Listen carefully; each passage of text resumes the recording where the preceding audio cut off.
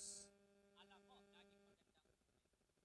Kaya nga sabi ni Jesus, ang nakikinig sa kanyang salita at nagsasagawa, kahit dumating ang unos, bagyo, mananatili kang nakatayo. Sinong gustong manatiling nakatayo?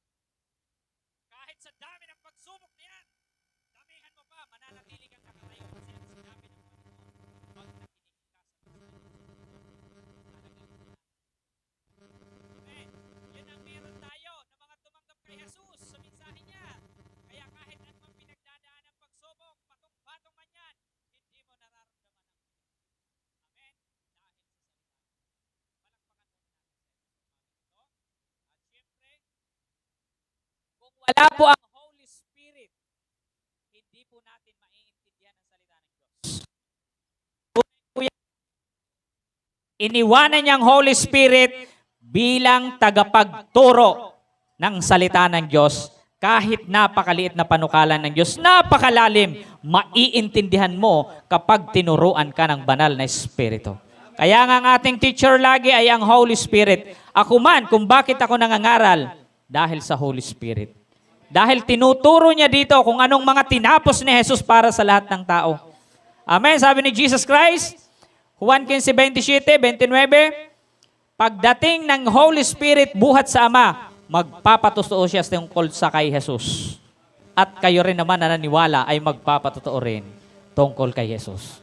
Yun ang dahilan kung bakit tayo nagkikwento, nagbibida na si Jesus talaga ang kailangan ng lahat. Minsan pa manalangin muna tayo. Hallelujah. Ama naming Diyos, sa umagang ito, una sa lahat, pinupuri kita, pinupuri ka namin, pinasasalamatan ka namin sapagkat dahil lang sa dugo ng Panginoong Hesus, dahil sa tinapos niya dun sa cross, ang lahat ng aming pagkakasala ay iyo nang kinalimutan at pinatawad dahil lang sa dugo ng Panginoong Hesus. Kaya hindi namin ito pinapawalang kabuluhan ang tinapos mo, Panginoong Hesus, sa cross para sa aming kaligtasan.